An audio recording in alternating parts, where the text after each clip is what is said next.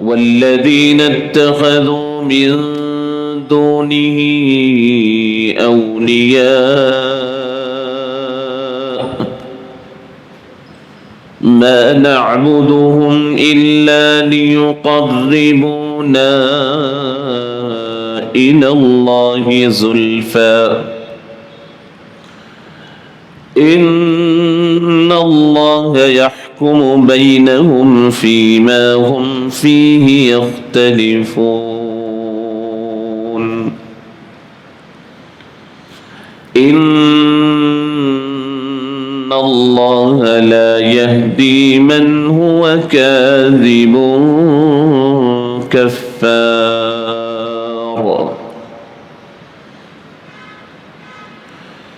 لو أراد الله أن يتخذ ولدا لاصطفى مما يخلق ما يشاء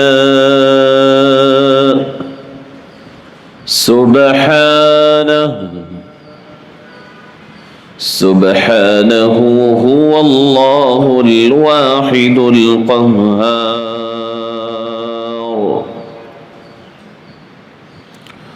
خلق السماوات والأرض بالحق يكور الليل على النهار ويكور النهار على الليل وسخر الشمس والقمر كل يجري لأجل مسمى كل يجري لأجل مسمى ألا هو العزيز الغفار خلقكم من نفس واحدة ثم جعل منها زوجها وأنزل لكم من الأنعام 8 أزواج يخلقكم في بطون أمهاتكم خلقا من بعد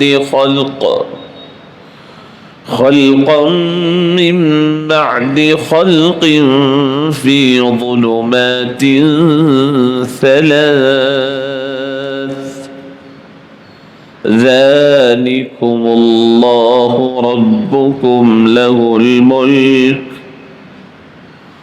ذلكم الله ربكم له الملك لا إله إلا هو فأنا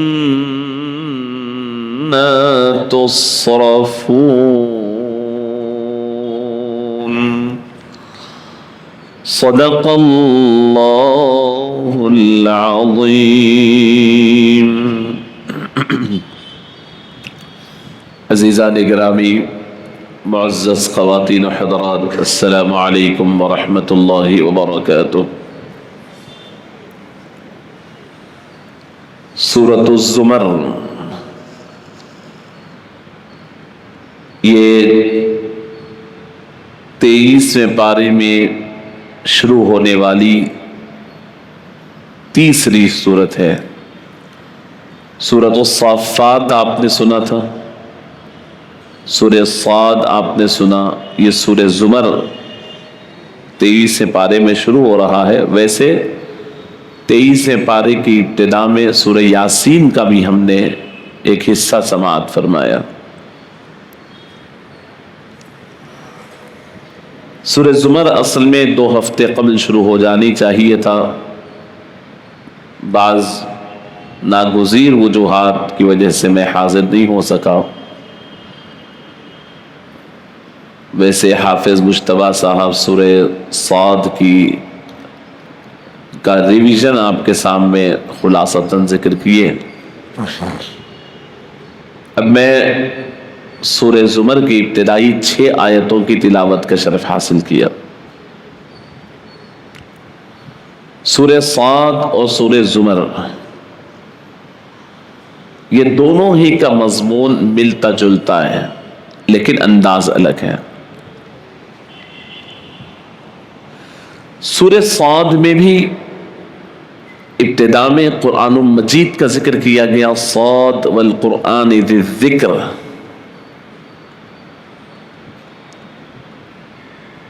وہ قرآن کی قسم جو نصیحت والی کتاب ہے، سورہ صاد میں ذکر کیا گیا. لیکن وہ نافرمانوں کا حال بیان کیا کہ وہ کیسے شقاوت میں اور پھوٹ کا اور پھر یعنی گمراہی کا شکار ہے. پھر رسول اللہ صلی اللہ علیہ وسلم کی بات کا انکار انہوں نے کیا تو پورے انبیاء کے تذکرے کو لا کر بات کو سمجھایا، لوگوں کو اللہ کی طرف بلائے، انبیاء کے واقعات، ہسٹری بتا کر، واقعات کے ذریعے. مضمون وہی ہوگا، پروردگار عالم کا تعارف ہوگا، اللہ رب العزت کا انٹروڈکشن ہوگا، لیکن اس سورے میں واقعات نہیں ہوں گے. اس میں اللہ ڈائریکٹ بات کریں گے، اللہ ڈائریکٹ بات کریں گے، سمجھائیں گے، آیتیں بتلائیں گے، دنیا کو دکھائیں گے، اور پھر اپنے جاہ و جلال اور اپنی ملوکیت اور اپنی بادشاہت اور اللہ کی قدرت اللہ ڈائریکٹ بات کر کے سمجھائے. دعا کیجئے کہ مجھ ناچیز کو رب العالمین اپنے کلام عزیز کے حوالے سے شرح صدر فرمائے، اور وہ باتیں آپ کی گوش گزار کرنا اللہ نصیب فرمائے جو میرے اور آپ کے سب کے لیے ضرورت رکھتی ہوں. باتیں تو بہت ہوتی ہیں، تفسیر تو بہت طویل ہوتی ہے، لیکن اس میں سے وہ سلیکٹو چیزیں، وہ سلیکٹڈ پارٹس جو اس وقت ہمارے لیول کی ہو، ہمارے اپنے لیول کے ایوریج لیول کی ہو، جو ہمیں ڈائریکٹ ایڈریس کرتی ہو، ہمیں ان باتوں کا ذکر ہونی چاہیے. میں کوشش کروں گا، بندہ ناچیز ہوں، کلام پروردگار کا ہے، مکمل اپنے آپ کو اپنے مولا اپنے پروردگار کے حوالے کر کر ایک بس انسٹرومنٹ کی طرح آپ کے سامنے حاضر ہوتا ہوں کہ اللہ جو تو دیتا ہے بس وہ تیرے بندوں تک پہنچاتا ہوں. اس غرض سے، اس امید سے آپ کے سامنے حاضر ہوں. پروردگار عالم میری مدد فرمائے، شرح صدر فرمائے. رب اشرح لی صدری ویسر لی امری واحلل عقدۃ من لسانی یفقهوا قولی.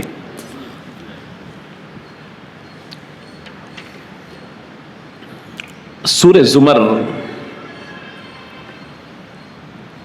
زمرتن کی جمع زمر ہے. زمرتن عربی زبان میں کہتے ہیں گروہ کو،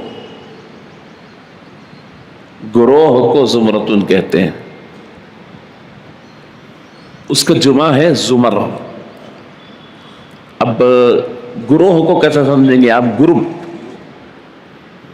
جیسے اسکول میں، کالجز میں کمپٹیشنز ہوتے ہیں تو ایمبرالڈ گروپ، پرل گروپ جیسا رکھتے ہیں آپ، ایسے ہی عربی زبان میں زمرۃ ابو بکر، زمرۃ عمر، ایسا زمرہ، زمرہ سمجھو. زمرتن کی جمع زمر ہے کہ اللہ رب العزت اس کے اندر الگ الگ گروپس کو بیان کریں گے.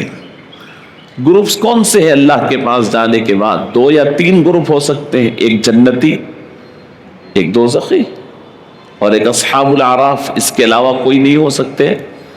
تو اللہ تعالیٰ گروپس کا ذکر کریں گے اس کے اندر، جنتیوں دوزخیوں کا. لیکن پہلے رب العالمین کا طریقہ ایسا نہیں ہے کہ جنتی اور دوزخی کا تذکرہ کرے. رب العالمین جو ابتدا میں نصیحت فرماتے ہیں ایک گریجولی طور پر اور آہستہ آہستہ بات کو رب العالمین سمجھاتے ہیں، پھر نتائج تک ذکر فرماتے ہیں۔ تو سب سے پہلے میں اس کا مختصر سا ترجمہ آپ کے گوش گزار کر دیتا ہوں۔ اللہ فرماتے تنزیل الکتاب من اللہ العزیز الحکیم۔ اچھا بات سمجھیے، سورہ صاد ختم ہوا، جن آیتوں پہ سورہ صاد ختم ہو رہا ہے جس مضمون پہ اسی پر سورہ زمر شروع ہوتا ہے۔ حالانکہ نازل ایسا نہیں ہوتے، یہ رسول اللہ صلی اللہ علیہ وسلم کی ترتیب ہے جو حضور نے دی۔ کوئی آیت کہیں نازل ہوئی، کوئی آیت کہیں نازل ہوئی، اس کو ترتیب حضور پاک صلی اللہ علیہ وسلم نے دی ہے۔ تو ختم کیسا ہوا تھا؟ ان ہوا الا ذکر للعالمین۔ آپ یاد کیجئے کیا کنیکٹیوٹی رہتی ہے سوروں۔ سورہ صاد شروع ہوا تو والقرآن ذی الذکر فرمایا، یاد رکھنے کی باتیں ہیں یہ پوائنٹ۔ سورہ صاد شروع ہوا تو والقرآن ذی الذکر فرمایا، ذکر والا قرآن یعنی نصیحت والا قرآن۔ بیچ میں بہت ساری باتیں آئی، آخر میں پھر کیا ذکر فرمایا؟ ان ہوا الا ذکر للعالمین، یہ قرآن پورے عالمین کے لیے نصیحت ہے۔ شروع میں بھی قرآن کا تعارف نصیحت کے طور پر، ایسے جیسے موتیوں کو پرو دیا گیا۔ آپ دیکھیں ایک ایک آیت ایسی سسٹمیٹک، ایسا دکھتا ہے جیسا لکھ کر اتارے ہیں، نہیں ہے یہ آیت پہلی ہوئی، وہ آیت بعد میں نازل ہوئی، وہ اس کے ساتھ نازل ہوئی، اس کے ساتھ نازل ہوئی، وہ مکے میں نازل ہوئی، یہ مدینے میں نازل ہوئی، وہ سفر میں نازل ہوئی، یہ حضر میں نازل ہوئی، یہ رات میں نازل ہوئی، وہ دن میں نازل ہوئی، وہ گھر میں نازل ہوئی، وہ باہر نازل ہوئی، سب الگ الگ ہے۔ شاہ سرکار پاک صلی اللہ علیہ وسلم کی کمال ہے، صحابہ کو فرماتے یہ آیت کے بعد یہ رکھو، یہ آیت کے بعد یہ رکھو، یہ آیت کے بعد یہ آیت، یہ سورہ یہاں سے شروع کرو اور یہاں ختم کرو، پھر یہاں سے دوسرا سورہ شروع کرو۔ واہ واہ واہ یا اللہ! قرآن نازل ہونے کی ترتیب الگ ہے۔ قرآن جو ہم پڑھتے ہیں نازل ہونے کی ترتیب اللہ اپنی ترتیب سے نازل فرمایا۔ یہ جو میں اور آپ پڑھتے ہیں یہ ترتیب سرکار دو عالم صلی اللہ علیہ وسلم نے وہ فرمائی، اگرچہ اللہ کے حکم سے کرتے ہیں سرکار، لیکن سرکار نے ترتیب دی ہے۔ تو دیکھ کے حیرانی ہوتی ہے، سوروں جب شروع اور ختم ہوتے ہیں نا، سوروں کی شروعات جو مضمون سے ہوتی ہے، اینڈنگ میں پھر وہی مضمون۔ جیسے مثال کے طور پر میں آپ کو عرض کرتا ہوں، ہم جب بیان شروع کیے تو ابتدامی تمہیدی جو بات کہتے ہیں، بیچ میں اس کے کئی مثالیں دے کے بتا کر آخر میں فائنل خلاصہ یہ ہے کہ ہماری تقریر میں یہ تھا، یہ تھا، یہ تھا، کنکلوژن۔ سورے بھی ایسے ہی فرماتے ہیں رب العالمین۔ اب دیکھیے سورہ صاد شروع ہوتے وقت جو مضامین تھے وہ پورے مضامین سورہ ختم ہوتے وقت بھی ہیں۔ ابتدا میں رسول اللہ صلی اللہ علیہ وسلم کی دعوت کا انہوں نے انکار کیا تھا، ہم آپ کو نہیں مانتے رسول۔ تو اللہ کے نبی صلی اللہ علیہ وسلم کو پچھلے پورے انبیاء کا ذکر کیا، اینڈنگ میں پھر فرمایا، حضور خود فرماتے آپ ان کو بول دیجئے کہ تم جو مجھے نہیں مانتے کہتے ہو، کیا میں اس دعوت پہ تمہارے سے کچھ پیسے مانگ رہا ہوں؟ اللہ اکبر! یہ بات یاد رکھیے، جو کام بغیر پیسے لے کے کیا جاتا ہے، بغیر اجرت لے کے کیا جاتا ہے، وہ ڈنکے کی چوٹ پہ کیا جاتا ہے،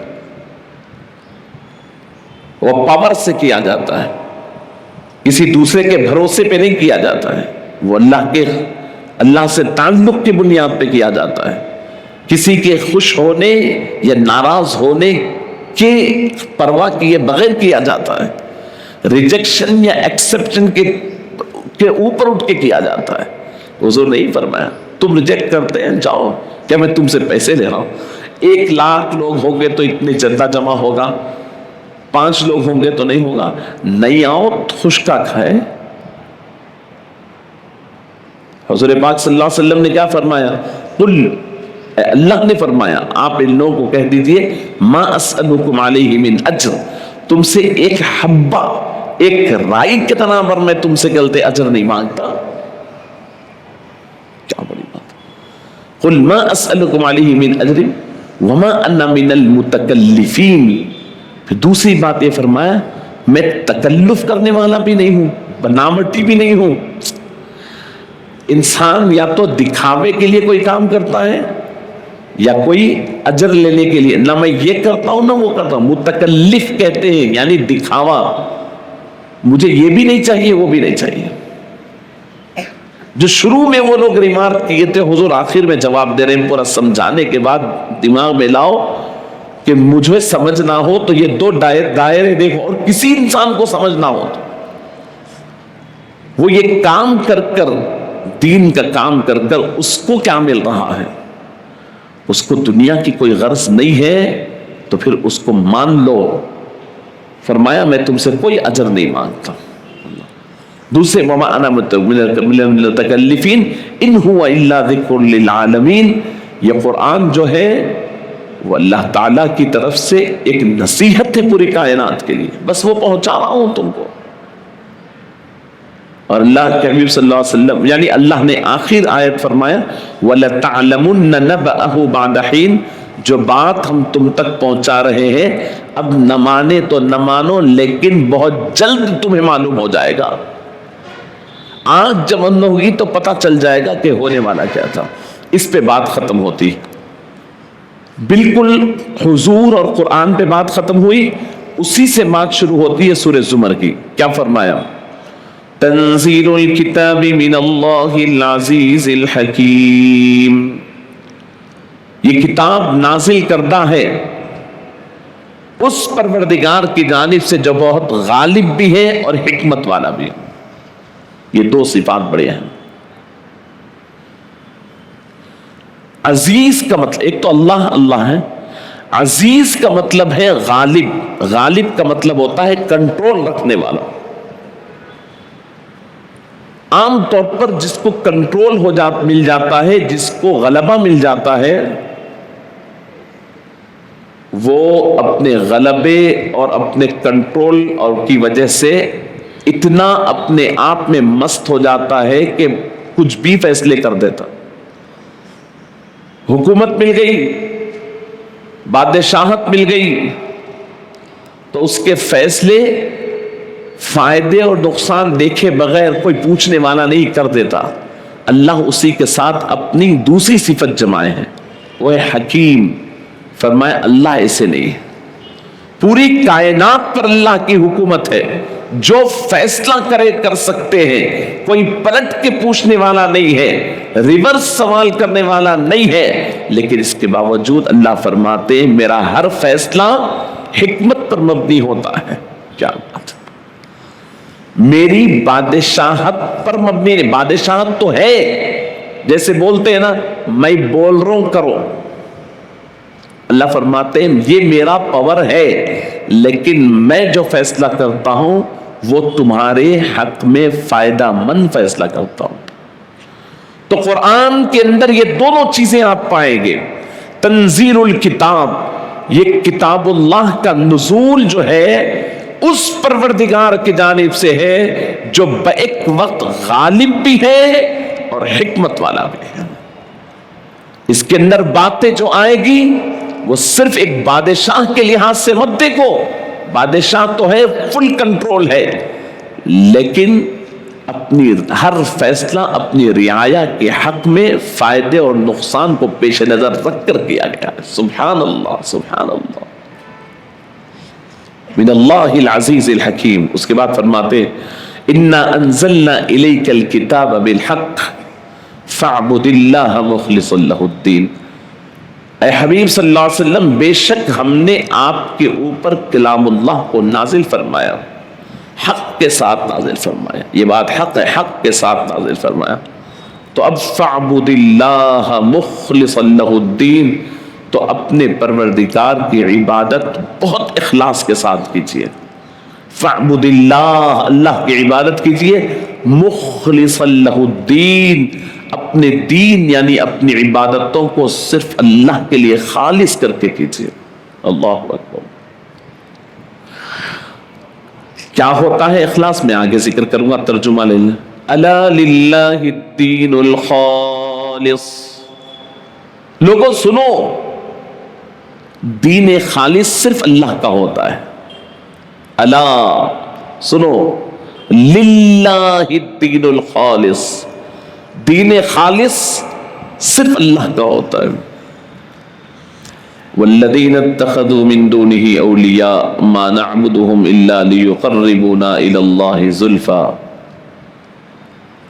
اور وہ لوگ جو اللہ کے علاوہ دوست بنائے بیٹھے ہیں، بت بنائے بیٹھے ہیں، اور یہ کہتے ہیں کہ ہم ان کی عبادت اس لیے کرتے ہیں کہ یہ لوگ ہم کو اللہ کے قریب کر دیں.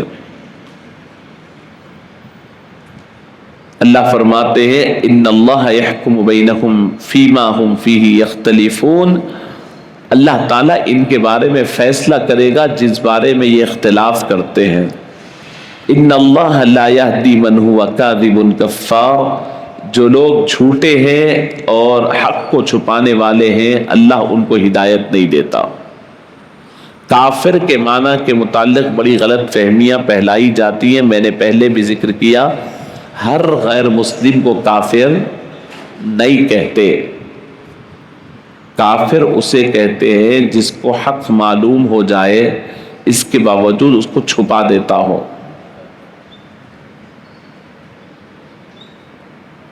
عام غیر مسلم کو کافر نہیں بولیں گے. من ہوا کاذب کفار فرمایا. اس کے بعد فرمایا لو اراد اللہ ان یتخذ ولدا لاصطفى مما يخلق ما یشاء سبحانہ. لوگ کہتے ہیں کہ اللہ کو اولاد ہے، استغفر اللہ. اللہ فرماتے ہیں، اور اولاد ہے کہہ کے کیا کہتے ہیں؟ فرشتے اللہ کے بیٹیاں ہیں.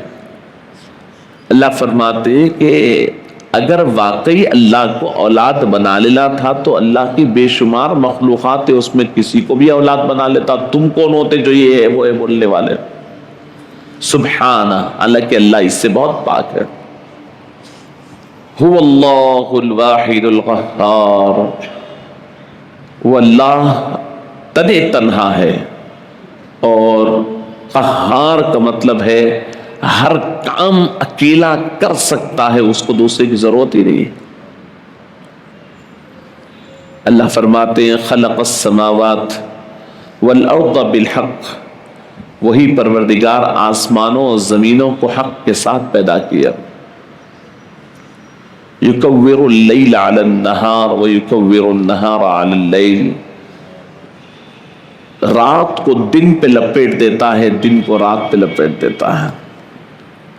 وسخر الشمس والقمر، سورج اور چاند کو کنٹرول کر کے رکھتا ہے. کل یجری الی اجل مسمی، یہ زمین ہو، یہ سورج ہو، چاند ہو، گھوم رہے ہیں گھوم رہے ہیں گھوم رہے ہیں، اور ایک لمیٹڈ ٹائم تک کے لیے گھوم رہے ہیں. اللہ فرماتے ہیں اللہ هو العزیز الغفار. سنو، پھر فرماتے وہی اللہ کنٹرول کر رہا ہے. یا فرمانا ہے ایک ایک جملے کے بعد سنیے. اللہ سنو، هو العزیز، وہی پروردگار کنٹرول کرنے والا ہے. الغفار، معاف کرنے والا بھی ہے. اتنے بڑے سورج و چاند کے کنٹرول کرنے والا مالک تمہاری چھوٹی چھوٹی غلطیوں کو معاف بھی کر دیتا ہے. پھر آگے فرماتے ہیں خلقکم من نفس واحدہ، آسمان زمین کو پیدا کرنے کی بات کی، اب تموں کو پیدا کرنے. تم کو ایک نفس واحدہ آدم سے پیدا کیا، آدم کو پھر اس کی بیوی دیا. ثم جعل منها زوجها، اس سے ان کی جوڑ پیدا کیا.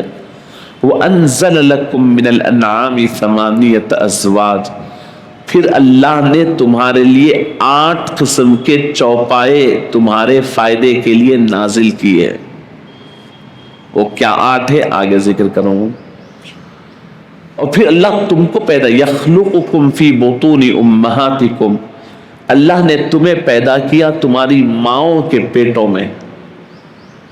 خلقا من بعد خلق فی ظلمات 3، گریجولی پیدا کیا، تھوڑا تھوڑا تھوڑا تھوڑا بنایا، اور 3 اندھیرے پردوں میں رکھ کے بنایا. ہائے ہائے، فی ظلمات 3، अल्लाह ज़ालिकुम अल्लाहु रब्बुकुम, ये तुम्हारा परवरदिगार है।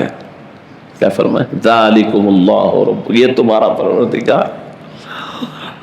लहुल मुल्क, उसी की बादशाहत है, ये तुम्हारा परवरदिगार है, बादशाह वही है। ला इलाहा इल्ला हुवा फअन्ना तुसरफून, इस कायनात में उसके अलावा कोई इबादत के लायक नहीं, लेकिन तुम कहां फिरे जा रहे हो, किधर पलटे जा रहे हो। ये जुमला 6 आयतें हैं, दिल से सुनिए और यकीन करिए ईमान ताज़ा हो जाए। तर्जुमा ख़त्म हुआ, अब इसकी मुख्तसर सी तशरीह समाअत फरमा दे। अल्लाह फरमाते हैं तंजीलुल किताबि मिनल्लाहिल अज़ीज़िल हकीम, इसको तो जिक्र किया। तंजील यानी नाजिल हो रहा है ये कुरान। तंजीलुल किताब, ये किताब यानी कलामुल्लाह नाजिल हो रही है। मिनल्लाहिल, उस अल्लाह की जानिब से, अल अज़ीज़िल हकीम, जो अल्लाह अजीज भी है और हकीम भी है। मैंने अभी जिक्र किया अजीज क्यों कहे, अजीज के साथ हकीम क्यों कहे, हर सिफत का एक तकाजा है। अल्लाह बतलाना चाहते हैं जब भी आप कोई किताब पढ़ते हैं तो पहले आपको उस ऑथर के बारे में जानना चाहिए कि ये कौन है। इसीलिए सबसे पहले किताब के ऊपर किताब का ऑथर कौन है, उसकी हिस्ट्री, उसका तारुफ लिखा जाता है, इंट्रोडक्शन लिखा जाता है। आप जब वो पढ़ लेते हैं तो फिर एहतमाम से उसके जुमले भी पढ़ते हैं। उसके ऊपर लिखा होता है कि प्रोफेसर है, 40 साल का तजुर्बा है, कैम्ब्रिज यूनिवर्सिटी में पढ़ाता है, तो आप उसके जुमलों को कोट करने में उतना ही फख्र महसूस करते हैं। आप उसके एडिशन भी दिखाते हैं, बुक भी बताते हैं। कोई बहुत बड़ा प्रोफेसर ऑक्सफोर्ड यूनिवर्सिटी का एक्स वाइस चांसलर था, उसकी ये रिसर्च है, उसका ये कोड है, फला फला फला फला फला जिक्र करते हैं। परवरदिगार भी इंसान के नफ्सियात को जहन में रखकर अल्लाह ने भी फरमाया ये किताब है, किसकी जानिब से है? अल्लाह की किताब है। वो अल्लाह कौन है? सिर्फ 2 सिफत में उसका तारुफ करवाया, अल अजीज, उस परवरदिगार की किताब तुम पढ़ रहे हो जो परवरदिगार गालिब है, कंट्रोल रखता है, पूरी कायनात उसके कब्ज़े कुदरत में है, उसकी कब्ज़े कुदरत से बाहर कुछ भी नहीं है। वो मालिक तुमसे बात कर रहा है, वो अल्लाह तुमसे बात कर रहा है। जमीन व आसमान, सूरज और चांद, तुम्हारे बाप दादा, तुम्हारी नस्लें, आइंदा आने वाले पिछले लोग, जमीन के नीचे, आसमान के ऊपर, समंदर की गहराइयां, लोगों के दिल की राजें, ये सब पे जिसका कंट्रोल है वो अल्लाह बोल रहा है। ओ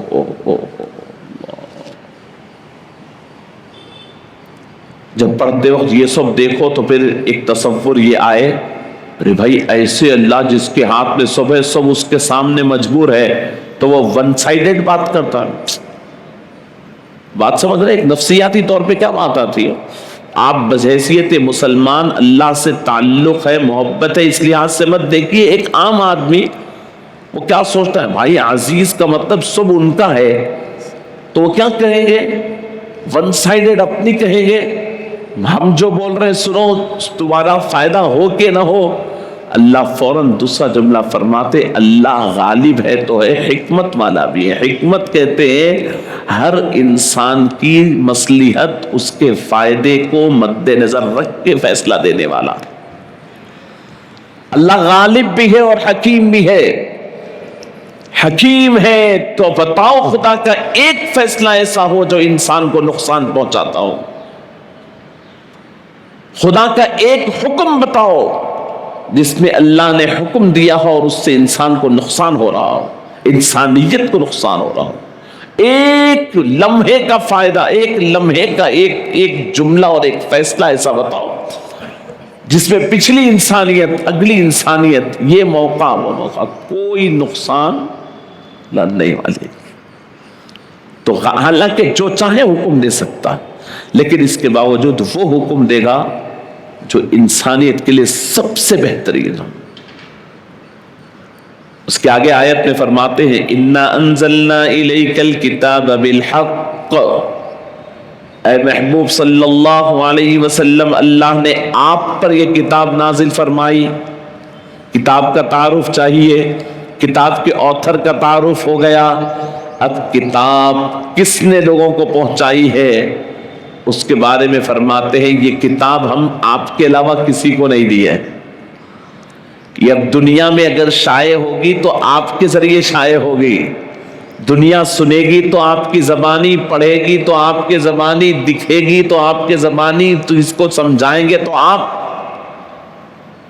انا انزلنا الیک، کتاب ہماری ہے، نازل آپ پہ کیے، کتاب کے مالک ہم ہیں، حقوق کس کو دیے؟ آپ کو دیے۔ فاعبد اللہ مخلصا لہ الدین، تو یہ ایسی نعمت ہے میرے محبوب، اب آپ اللہ کی عبادت بڑے اخلاص سے کیجیے۔ فاعبد اللہ، اللہ کی عبادت کیجیے، مخلصا لہ الدین، پورے دین کو اللہ کے لیے خالص کر کر۔ یہاں دین سے مراد تمام عبادتیں، نماز، روزہ، زکوٰۃ، حج، پوری عبادتیں اللہ کے لیے خالص کرتے ہیں۔ الا للہ الدین الخالص، سنو، دین خالص کا پورا حقدار تو صرف اللہ ہے۔ بہت بڑی بات ہے، مطلب اللہ تک جو دین پہنچنا ہے نا وہ خالص ہوگا تو ہی پہنچے گا۔ بات ذہن میں رکھیے، بعض گاڑیاں روڈ پہ چلتی ہیں، بعض گاڑیاں ہواؤں میں اڑتی ہیں۔ روڈ پہ چلنے کا انجن لگا کر ہوا میں اڑانے کی کوشش کرو گے تو پھٹ دھڑام سے گر جائے گا۔ اپنی عبادتوں کو خدا تک پہنچانے کے لیے انجن اخلاص کا چاہیے، دکھاوے کا، ریاکاری کا انجن ہوگا تو یہی گلیوں میں مٹکتے رہے گی آپ کی عبادتیں، گلیوں میں بھٹکتے رہے گی۔ جب مر کے وہاں جائیں گے تو یہی دنیا کی زمین کے ساتھ لپیٹ دی جائے گی، پہنچے گی نہیں اللہ کے پاس۔ اللہ فرماتے ہیں میرے پاس تو صرف دین خالص پہنچتا ہے۔ ہمارے درس حدیث جو چل رہا ہے اس میں پہلی حدیث میں وہ بات ہم وہ حدیث پڑھیں جس میں رسول اللہ صلی اللہ علیہ وسلم فرماتے ہیں، کیا فرمایا حضور نے؟ اللہ اکبر، جب کوئی شخص عبادت کرتا ہے اس میں اللہ کے ساتھ ساتھ غیر اللہ کا بھی اسے خیال آتا ہے تو اللہ اپنے آپ کو اس سے علیحدہ کر لیتے ہیں، فرماتے جا تو اس کے لیے کرا، اس کے لیے رکھ لے۔ کیا فرمایا؟ اللہ کے لیے بھی دنیا کے لیے بھی۔ تو اللہ فرماتے مجھے ایسی چیز نہیں چاہیے، خود اللہ رب العزت وڈرا ہو جاتے اس سے، اور وہ صرف اور صرف ان کے لیے رکھ دیتے ہیں۔ تو دین خالص چاہیے، یہ چاہتے ہو کہ عبادتیں اللہ تک پہنچے، دعائیں اللہ تک پہنچے، نمازیں اللہ تک پہنچے، روزے اللہ تک پہنچے، حج اللہ تک پہنچے، تو کامن اور بہت صاف سیدھا کانسیپٹ ہے، میتھمیٹیکل رول ایک بہت ہی صاف سیدھا۔ تم خود طے کر لو کون سی چیز کو زمین پہ رکھنا ہے، کون سی چیز کو اللہ تک پہنچانا ہے۔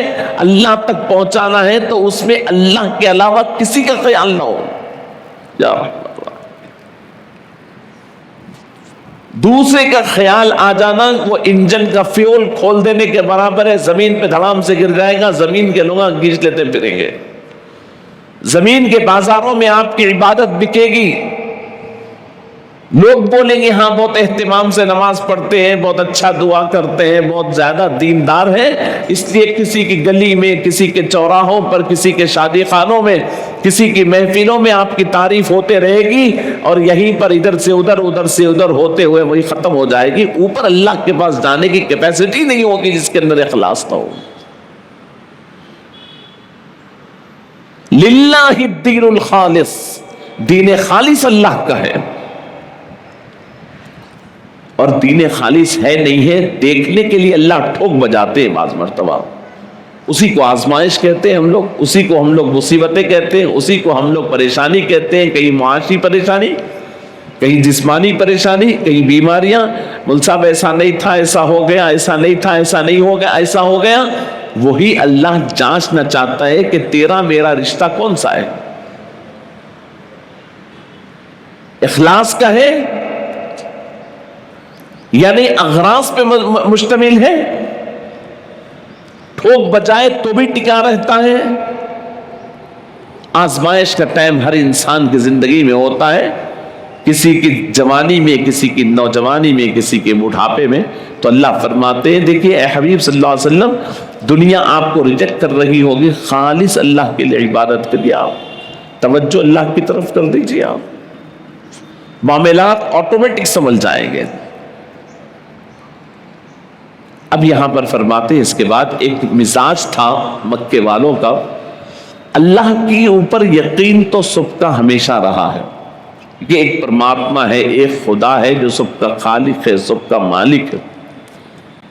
لیکن ان لوگوں کے پاس ایک تصور یہ تھا کہ فرشتے اللہ کی بیٹیاں ہیں، اور ان کو وہ خوش کرنے کے لیے ان فرشتوں کو ان کے نام کی بتیں بناتے تھے. 360 بت جو تھے وہ کسی نہ کسی فرشتے کے نام کی، کسی کا کچھ، وہ فرشتوں کو دیکھے تو نہیں، اپنے ذہنوں سے خوبصورت خوبصورت بول کے وہ اپنے حساب سے ناک آنکھ بنا کے کچھ نہ کچھ لگا کے فرشتوں کی بت بناتے تھے. ارے یہ کیا کر رہے؟ تو کہتے کہ ایسا کرنے سے وہ فرشتے خوش ہوتے ہیں، اور جو فرشتے خوش ہوں گے وہ ہم کو اللہ سے قریب کر دیں گے. والذین اتخذوا من دونه اولیاء، اور وہ لوگ جنہوں نے اللہ کو اپنا، اللہ کے علاوہ کو اپنا دوست بنا لیا ہے. ما نعبدهم الا ليقربونا الى الله زلفا. اللہ اکبر. وہ یہ کہتے ہیں کہ ہم ان کی عبادت صرف اس لیے کر رہے ہیں کہ وہ اللہ رب العزت کے ہمیں قریب کر دے. اب یہاں پر آ کر ایک بات عرض کرتا ہوں، ہمارے بہت سارے اسلامک اسکالرس آج کے زمانے کے دعوت و تبلیغ کرنے والے، نئی نئی جماعتیں اس آیت کو لے کر اور اس جملے کو لے کر بہت سارے نوجوانوں کو انہوں نے یعنی مسلمانوں پہ چسپا کر کر، ایمان والوں پہ بتا کر یہ بتائے ہیں کہ یہ لوگ جو اولیاء اللہ کو مانتے ہیں، اولیاء اللہ کی زیارتوں کو جاتے ہیں، اولیاء اللہ سے عقیدت رکھتے ہیں، یہ دیکھو یہ آیت اس لیے ہی، استغفر اللہ نعوذ باللہ من ذالک. ایک بت پرست قوم جو مشرک ہے، بت پرست ہے، ان کے کانسیپٹس کلیئر ہے، وہ عبادت کرتے ہیں بتوں کو رکھ کر سامنے. اللہ ان کے بارے میں فرما رہے ہیں کہ وہ لوگ ان کی اس لیے پرستش کرتے ہیں کہ وہ اللہ کے قریب ہو جائیں. آپ ان سے نکال کر اللہ والوں کے عقیدت محبت رکھنے والوں پر یہ آیتیں چسپا کر رہے ہیں جس کی کوئی دلیل نہیں ہے. میں جمعہ میں بھی عرض کیا کہ ایک 1400 سال سے ایک بہت زبردست نظام چلا آ رہا تھا. رسول اللہ صلی اللہ علیہ وسلم حضور کی صحبت میں صحابہ تیار ہوئے، خلفائے راشدین کی صحبت میں الگ الگ ہر صحابی کی ہر مسجد میں ان کی ایک جماعت ہوتی، یعنی ان کا ایک ٹیم ہوتی، لوگ ان کی صحبت میں بیٹھتے علم حاصل کرتے. سیدنا علی، حضرت حسن ابن حسن بصری، ہر اللہ والے کی اپنی ایک جگہ ہوتی، وہاں پر انہیں تربیت دیتے. یہ پورا سسٹم تھا. حضور سے لے کر کے آج سے 100 سال پہلے تک دعوت و تبلیغ یعنی رشد و ہدایت کی مسند طے ہوتی. لوگ سلسلہ وار اللہ والوں سے یہ طریقے سیکھ کر کے دین سیکھے تھے. لیکن یہ ماڈرنائزیشن، اس کے اندر مادیت پرستی سمجھتے آپ، میٹیریلزم، میٹیریلسٹک، مطلب یہ کہ مادہ، روح کچھ بھی نہیں ہے، مادیت پرستی، دنیا داری، دنیا پرستی لوگوں میں دھیرے دھیرے ایسی آئی کہ اس کا پہلا کام یہ تھا کہ لوگوں کو اللہ والوں کی محفلوں سے توڑ دو. بہت اہتمام کے ساتھ، بعض دانستہ طور پر اور بعض غیر دانستہ طور پر، नए सिस्टम्स को डेवलप किए, कोई इनकार नहीं था, आप नए सिस्टम्स को डेवलप करना था, लेकिन आपने बहुत मेहनत कर लोगों को अल्लाह वालों से बदजन किया। बड़ी मेहनत और मशक्कत कर अल्लाह वालों से तोड़ा। पूरी दुनिया के चप्पे चप्पे में दीन औलिया से पहुंचा है। एक एक के लाखों मुरीदे, वो एक सिस्टम था। एक खानका में बड़े अल्लाह वाले तैयार होते, फिर तैयार होने के बाद वो बड़े मुर्शिद इनको कहते तुम इस इलाके में चले जाओ, तुम उस इलाके में चले जाओ, तुम उस इलाके में, जगह जगह फैल जाते। फिर वो अपना सिस्टम डेवलप करते। फिर वहां से आप पूरी हिंदुस्तान देख लीजिए, जगह जगह ख्वाजा अजमेर तशरीफ लाए, उनके खुलफा कैसे हुए, ख्वाजा कुतुबुद्दीन बख्तियार काकी, फिर उसके बाद उनके खुलफा कैसे हुए, फिर हजरत निजामुद्दीन औलिया के खुलफा कैसे हुए, हजरत नसीरुद्दीन चिराग दहली के खुलफा, ये फिर कैसे हजरत बंदा नवाज, ये इनके ये पूरा सिस्टम था। एक आदमी आके तकरीर सुन के चले गया, ऐसा सिस्टम नहीं था। हर इंसान को जानते थे, पहचानते थे, उसका ताल्लुक था, उससे राब्ता था, वो हवाले कर देता, उसका जाहिर भी सुधारते, बातिन भी सुधारते, उसका घर भी संभालते, उसके बाहर भी। इससे दीन आगे बढ़ा पूरा सिस्टम। गुज़िश्ता 100 साल से ये नई तंजीमें, नई जमातें इस्लाह का काम अपने हाथ में लिए। ठीक है, करना था, लेकिन साथ में बुजुर्गों और अल्लाह वालों से इन्होंने तोड़ा, इल्जामात लगा के तोड़े। ठीक है, कुछ गलतियां आई थी, होगी, जाहिल लोग जाकर के गलत रसूमात कर रहे थे, होंगे, उसको सुधारना था, ना कि उसको तोड़ देना था। आपके हाथ पर किसी किस्म की कोई स्क्रैच आए या कोई छोटी सी फुंसी आए तो आप हाथ नहीं काट देते, इलाज करते हैं। घर के दीवार में क्रैक आए तो पूरे घर को बुलडोजर नहीं लगाते, तोड़ा। नतीजा क्या हुआ? सिर्फ वो 1400 साल के अंदर कोई प्रॉब्लम नहीं हुआ था, आज सिर्फ 70-80 साल के अंदर ये घुटने टेक दिए, नौजवान इनके हाथों से निकल गए, अवाम इनके हाथ से निकल गई। सिर्फ 70-100 साल के अंदर आखिरी लोगों के अंदर फितने फैल गए, लोगों के अंदर इंतहाई दर्जे की यानी बुराइयां आ गई। आप यकीन करें, इर्तिदाद बढ़ गया, दीन से बेजारगी शुरू हो गई, लोग सेटिस्फाई नहीं है। 60-70% मुसलमान आज अपने इस्लाम से जुड़े हुए हैं, तो उनको उसमें मजा नहीं आ रहा है। क्यों इस बेमजा अंदाज की तुमने तबलीग की है, जिसके अंदर कोई यानी मिठास नहीं, किसी किस्म की कोई लज्जत नहीं।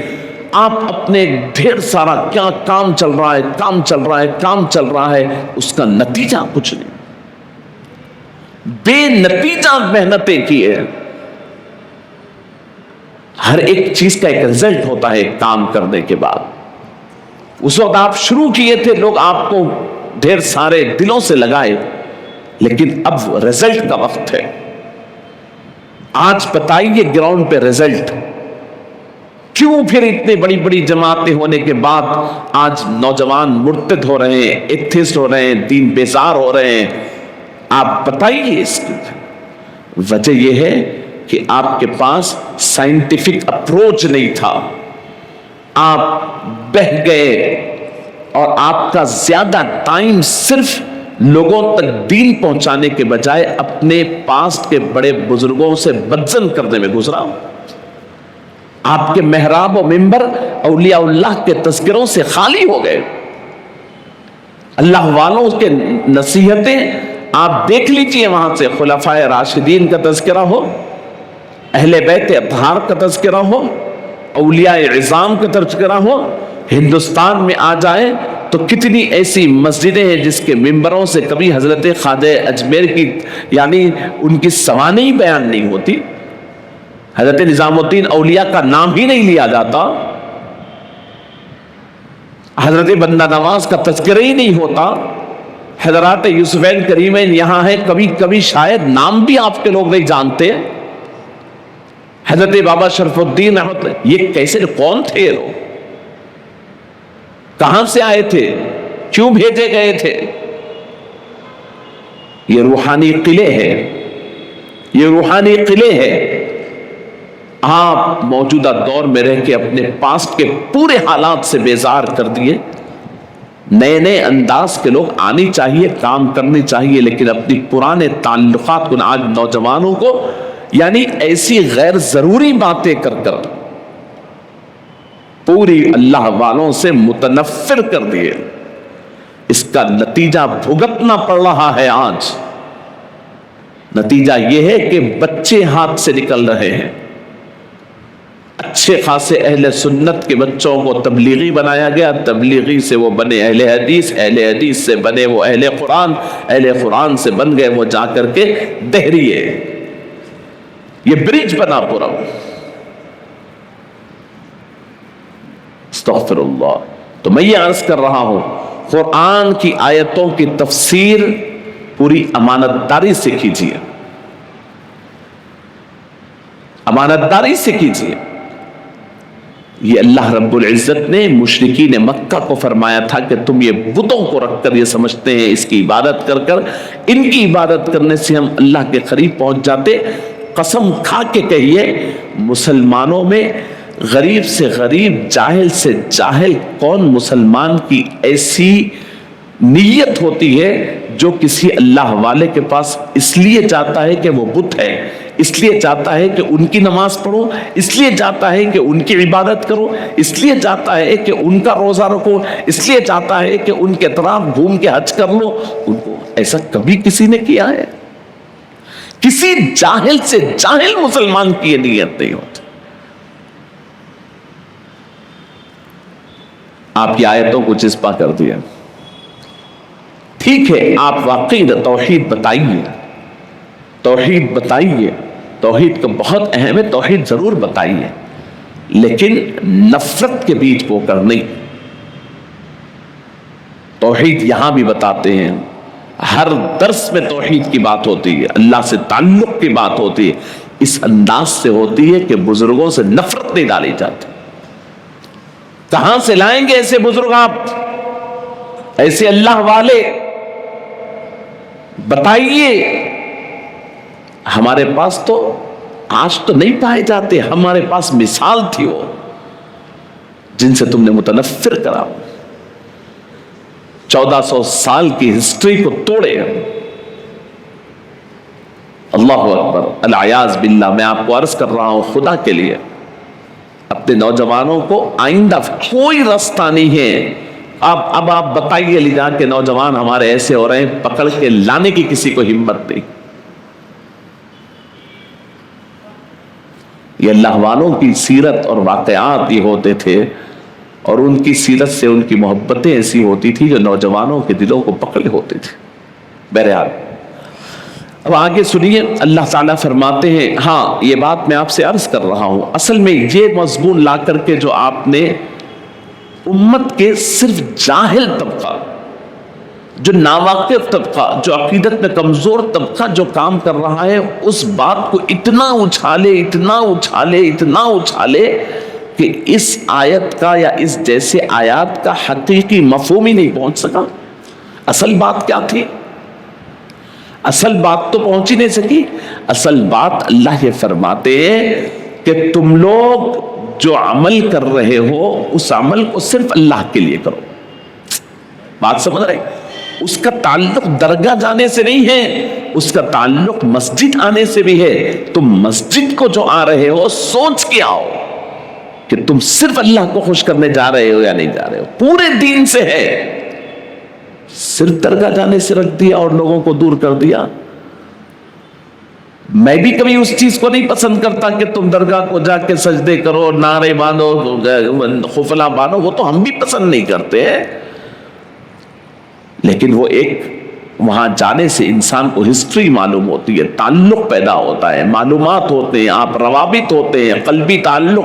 وہاں جانے سے ایک آپ کے نظر میں آتا ہے کہ میں جس دین پہ قائم ہوں اس پہ ایسی شخصیات نے کام کیا, اتنا بڑا ٹائم, اتنی سیکریفائس کیے, انسان کو سوچ اور فکر کی طرف آمدہ کرتے. خیر, میرا موضوع فی الوقت یہ نہیں ہے, آگے کی باتیں ہیں بڑی اہم ہیں, میں پھر کبھی ڈیٹیل آپ کو بتاتا ہوں اس پہ باضابطہ ہاں دونوں طبقے ہمارے افراط و تفرید کا شکار ہیں. ہمارے لوگ جو ان لوگوں کو سمجھانے کے لیے گئے وہ بھی اس طریقے سے سمجھانے گئے کہ وہ بالکل ڈیبیٹ کا انداز تھا، نفرت کا انداز تھا. تم ایسا بول رہے ہیں تو تم وہاں بھی ہو گئے، تم فلاں ہو گئے. یہ انداز بھی غلط ہے. آپ سمجھائیے اور نرمی سے سمجھائیے، اور آپ نفرت پھیلائے بغیر سمجھائیے.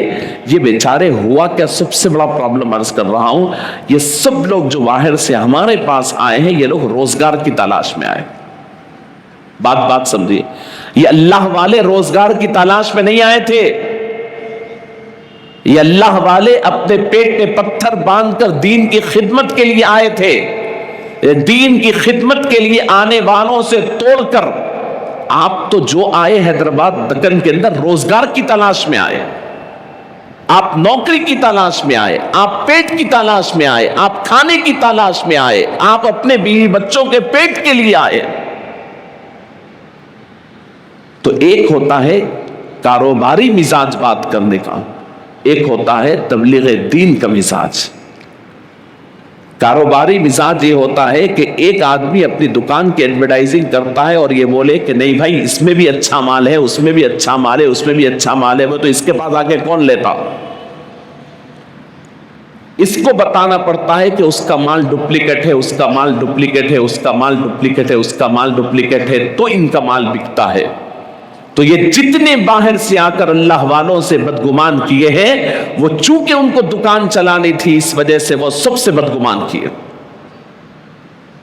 ورنہ اللہ والے ایسے رہتے. اور ہمارے پاس کیا ہوا، ہم لوگ چونکہ خلوص سے دین کی خدمت کرتے تھے تو آئے سو کہے کہ ارے ٹھیک ہے، انہوں چند دن لیدا کے بچے کے اندر نماز کی عادت ڈالتے، ٹھیک ہے بچے تم بھی جاؤ. یہاں خلوص تھا، یہاں اخلاص تھا، کاروبار نہیں تھا. اچھا بیٹے انہوں لے جا رہے ان سے جاؤ دین نماز سیکھ کے آؤ، جاؤ ان کے پاس تہجد سیکھ کے آؤ، جاؤ ان کے پاس بری عادتیں چھوڑ کے آؤ. ہم نے اپنے بچوں کو بھیجا، اس لیے نہیں بھیجا کہ ان کے دل کے اندر زہر بویا جائے. آج ہمارے محلے یہ نہ میری عادت ہے یہ بات کرنے کی، نہ مجھے اپنی تربیت ہے، لیکن میں صبح شام نوجوانوں کو دیکھ رہا ہوں بیزار ہو گئے ہیں دین سے. جو کانسیپٹ لے کے چلا جا رہا ہے اس کانسیپٹ کی وجہ سے لوگ صرف مادیت پرست ہو گئے ہیں. کوئی بنیادی تصور، کوئی بنیادی میکینزم نہیں تھا. آج ٹوٹ گئے ہیں یہ نظام، بکھر گئے ہیں نوجوان، کسی کے ہاتھ میں نہیں ہے آج نوجوان. تو بدزن کرنا چھوڑیے، لوگوں کو نفرت پھیلانا چھوڑیے، خوبی کی بات کیجیے، اچھائی کی بات کیجیے. آگے میں بڑھتا ہوں. اللہ فرماتے ہیں لو اراد اللہ ان يتخذ ولدا لاصطفى مما يخلق ما يشاء سبحانہ. اگر اللہ کو بیٹا ہی بنانا تھا، سوچئے وہ کس درجے کی گستاخی کر رہے ہیں. اور آج کے معصوم لوگوں کو لے جا کے آپ اس سے ملا دیتے ہیں. یہ بیچارہ کوئی اللہ والے سے عقیدت رکھ کر وہاں پر فاتحہ خوانی کے لیے چلا جائے تو اس کو یہ بولتے ہیں کہ وہ اللہ کا بیٹا بنا دیا. استغفر اللہ. تصور کر سکتے ہیں؟ تو اللہ ان لوگوں کا رد کر رہے ہیں یہاں پر جس نے لوگ اللہ کا بیٹا بنایا، اللہ کی بیٹیاں بنایا. اللہ فرماتے لو اراد اللہ ان يتخذ ولدا لاصطفى مما يخلق ما يشاء. اگر اللہ کو واقعی بیٹا بنانا ہی تھا، خود اللہ کو تو بفرض محال، اگر ایسا ہوتا تو اللہ اپنی مخلوق میں جسے چاہے بنا لیتا. تم کون ہوتے فرشتوں کو بیٹیاں بنانے والے؟ سبحانہ، اللہ کی ذات بہت پاک ہے. هو اللہ الواحد القہار. پھر یاد رکھیے یہ جو لوگ اللہ کے بیٹے بیٹیاں مانتے ہیں نا، اللہ کے ساتھ شریک کرتے ہیں، ان کا تصور کیا ہوتا ہے بنیادی یہ سمجھیے. وہ سمجھتے ہیں، اپنے آپ پہ قیاس کرتے ہیں، میں اکیلا کوئی کام کرا تو تھک جاتا ہوں، اللہ تعالیٰ اکیلا پورے دنیا کو کیسا سنبھالے گا. یہ وجہ سے تو وہ اللہ اس کا جواب ہے هو اللہ الواحد، وہی پروردگار اکیلا ہے. القہار، قہار کا مطلب ہے پوری چیزیں کمپلیٹ کرنے کا کنٹرول رکھنے والی ذات ہے، کسی کی ضرورت ہی نہیں ہے. اکیلے ہر کام کرنے پہ قدرت رکھنے والی ذات ہے اللہ کو. اب یہ دو باتیں بولنے کے بعد اللہ تعالی آپ کو آسمان و زمین کی سیر کرواتے ہیں. کیا فرمایا اللہ تعالیٰ؟ 4 آیتیں یہاں تک کمپلیٹ ہو گئی. آخر کی 2 آیتیں اس کے اندر 2 بڑی مثالیں ہیں، بہت بڑی مثالیں. اب ذرا اہمیت کے ساتھ سنیے. اللہ رب العزت فرماتے ہیں خلق السماوات والارض بالحق، خلق السماوات والارض بالحق. اللہ تعالیٰ آسمانوں اور زمین کو حق کے ساتھ پیدا کیا. اب آپ کا تصور لے گئے آسمانوں پر. اب اللہ فرما رہے ہیں 1450 سال پہلے فرما رہے ہیں، یہ حضور کی زبان سے بات آ رہی ہے. دکھنے میں آسمان ایک دکھ رہا ہے، اللہ فرماتے ہیں 7 ہے. آج 7 آسمان کو دنیا مان رہی ہے. خلق السماوات، کئی آسمان، 7 آسمان. یہ ایک ایسا ٹاپک ہے سائنس کا، میں آپ کو عرض کروں کہ واقعی قرآن و مجید کے، حالانکہ قرآن سائنس کی کتاب نہیں ہے، قرآن یہ باتیں کرنے صرف اللہ کا پیغام، لیکن اس درمیان جو ضمنی باتیں اللہ فرماتے ہیں نا، ضمنی چیزیں، سماوات کہہ دیا تو سماوات، اس سے ایک حرف نیچے نہیں آ سکتا. پوری سائنس آہستہ آہستہ وہاں آنا ہے. اللہ فرماتے ہیں، مختصر سادی بات ذکر کر رہا ہوں، سائنس کی بات اس وقت نہیں کرتا، آپ سن لیجئے. خلق السماوات والارض بالحق، اللہ تعالیٰ آسمانوں اور زمین کو پیدا کیے ہیں حق کے ساتھ. آسمانوں کے بارے میں 7 آسمان، سماوات جمع کا لفظ استعمال کیا، زمین کے لیے ایک ہی زمین کا استعمال کیا. جبکہ آسمان 7 ہے تو زمین بھی 7 ہے کا اکثر ہم بات سنتے ہیں. فرق یہ ہے کہ زمین جو ہے اس کے جو 7 لیئرز لازمی طور پہ ہیں، لیکن ایک دوسرے سے لگے ہوئے ہیں. آسمانوں کے درمیان فاصلے ہیں. اب آسمان کس کو بولا گیا ہے؟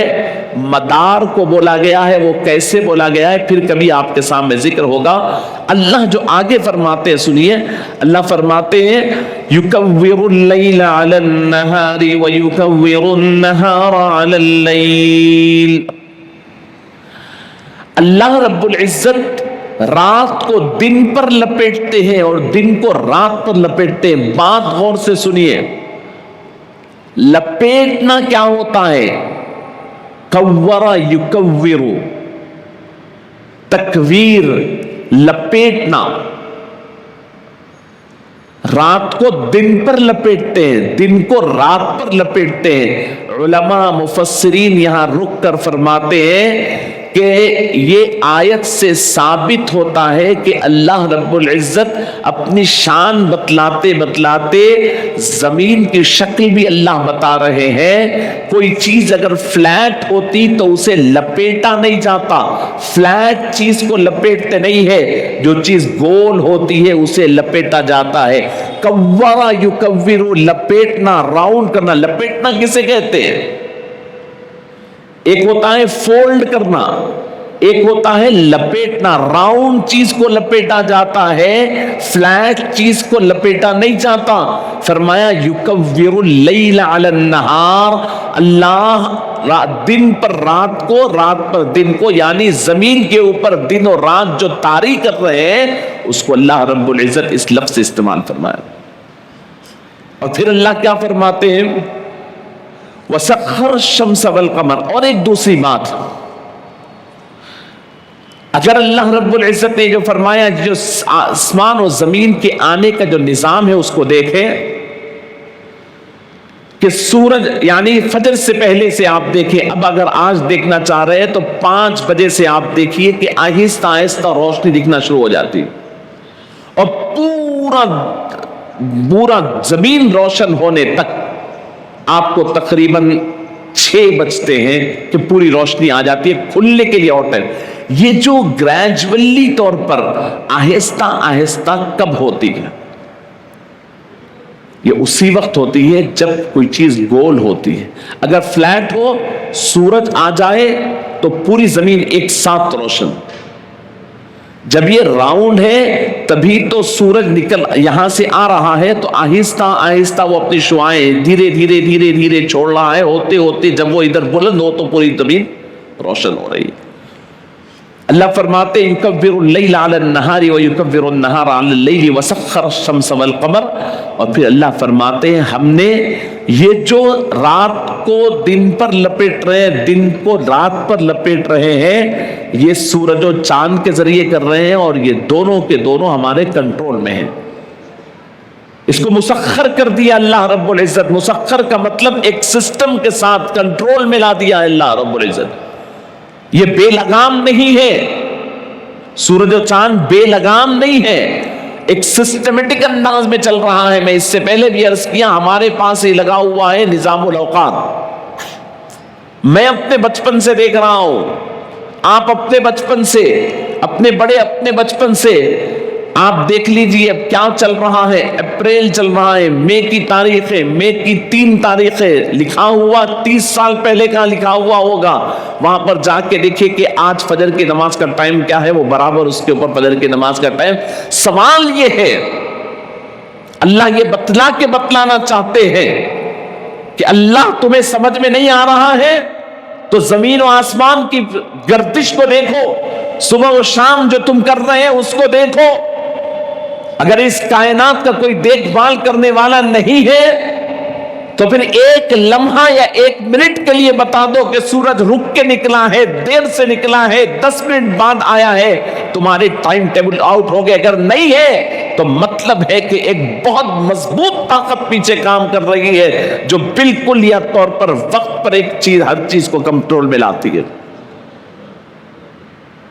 اللہ کو ماننا نہیں ہو رہا، یہ دیکھو تمہارے آنکھوں کے ساتھ، صبح کے وقت سے لطف اندوز ہوتے ہیں، رات کے وقت سے لطف اندوز ہوتے ہیں، تم اپنی زندگیوں کو دیکھو تمہارے سامنے ہے، اللہ آفاق بتا رہے ہیں۔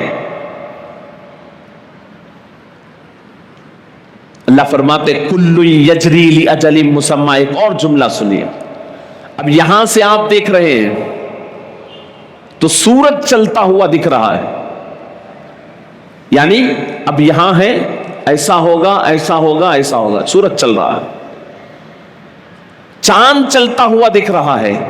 اللہ فرماتے ہیں زمین بھی چل رہی ہے، اس میں کل زمین اور چاند اور سورج سب یجری، سب چل رہے ہیں۔ کب فرمایا یہ؟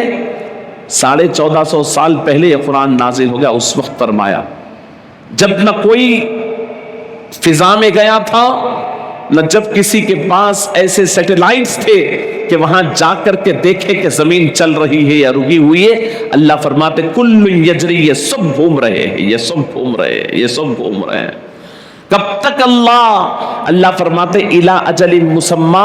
آج سائنس اس تھیوری کو کہتی ہے کہ یہ ان کا گھومنا ایک نہ ایک دن ختم ہو جانے والا ہے۔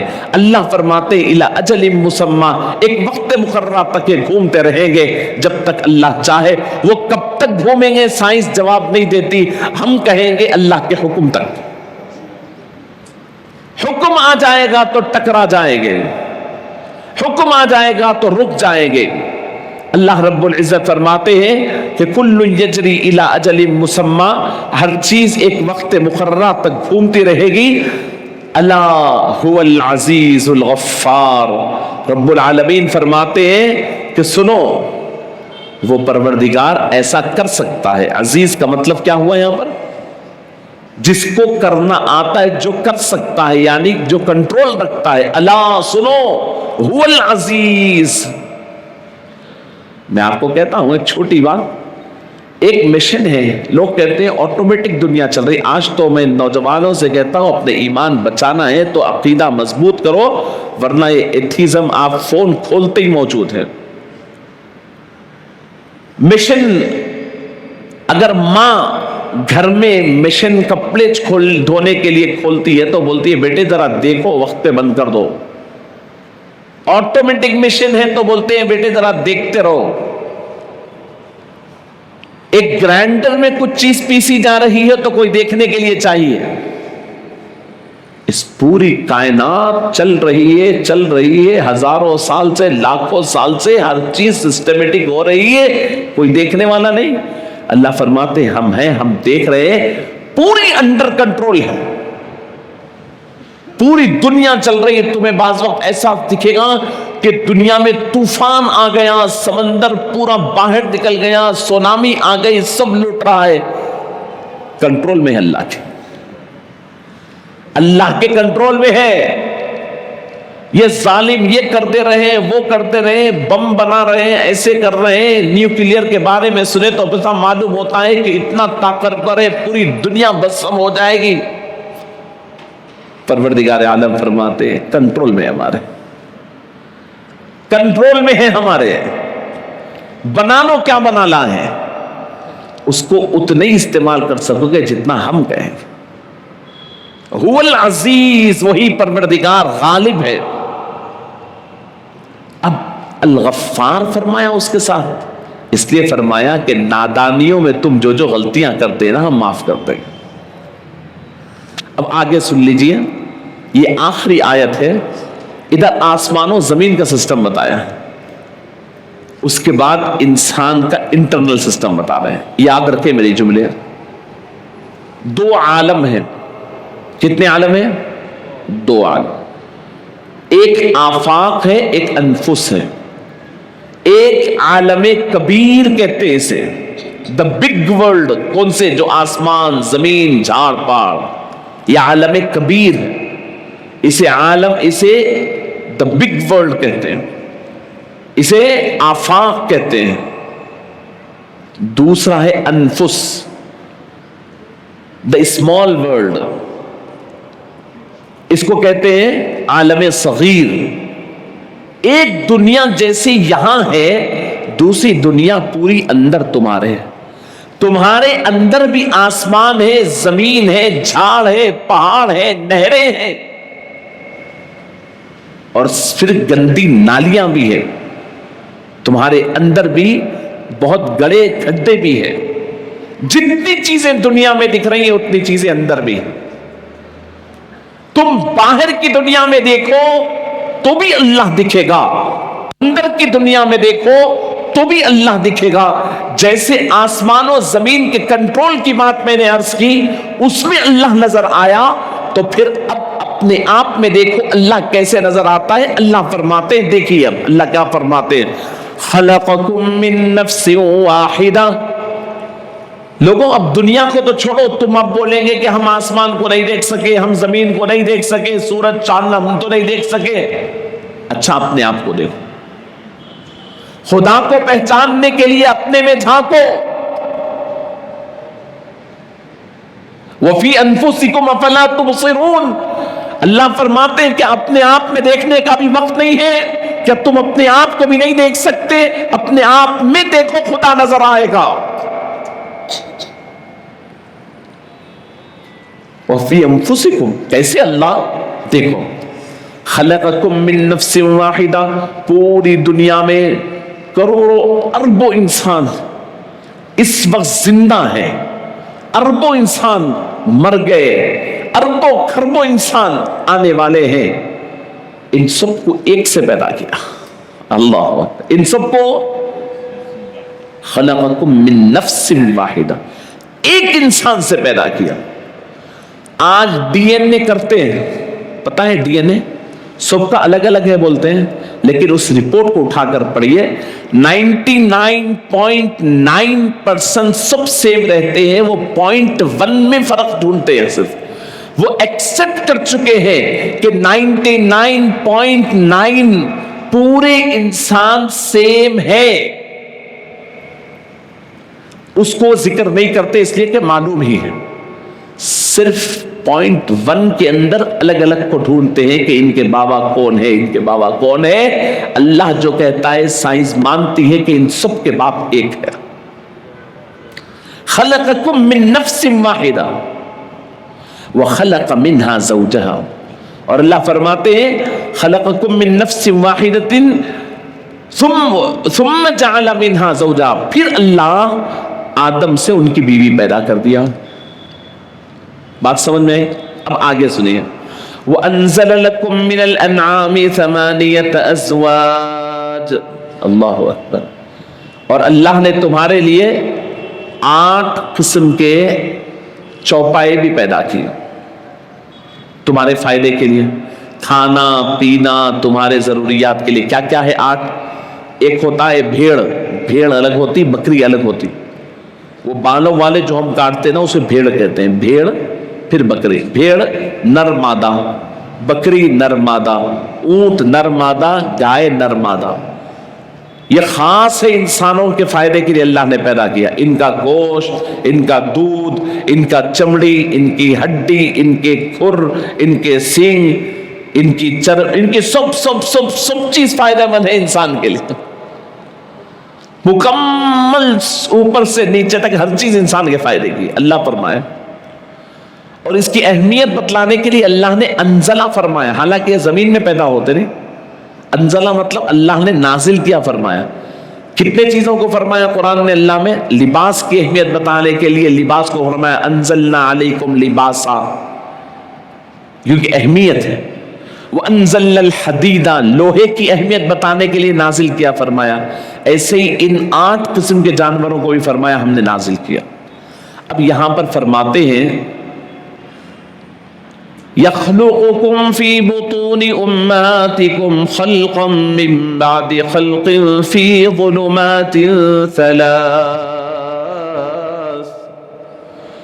دنیا کے جتنے بڑے بڑے صانع ہیں، صانع کا مطلب جو بڑی بڑی کمپنیز میں کوئی چیز مینوفیکچر ہوتی ہیں، وہ کوشش کرتے ہیں کہ جتنی برائٹ لائٹ میں ہو، کھلی لائٹ میں ہو، اتنا اچھا بنتا ہے۔ وہ لائٹ لگاؤ، یہ لائٹ لگاؤ، ایک چیز بھی نہیں ہونا۔ اللہ فرماتے ہیں ہم تم کو جو پیدا کیے 3 اندھیروں میں رکھ کے پیدا کیے۔ دنیا اجالوں میں بناتی ہے، اجالوں پہ اجالا چاہیے، دن کے اندر اور برائٹنس چاہیے، اور کھل کے چاہیے تاکہ اچھے ہو۔ اللہ فرماتے انسان اپنے آپ کو دیکھ، سر کے بال سے پاؤں کے ناخن تک دیکھ، تیری ایک ایک رگ کو دیکھ، ایک ایک نس کو دیکھ، ایک ایک چیز کو دیکھ، جو جہاں ہونا ہے وہاں ہے۔ ایک رگ ایک جگہ سے ادھر نہیں ہے، ایک نس ادھر سے ادھر ہلی ہوئی نہیں ہے، لیکن یہ پورا پروسیس ہم نے ایک اندھیرے نے 3 اندھیرا در اندھیرا در اندھیرا اندھیرے میں کیا ہے۔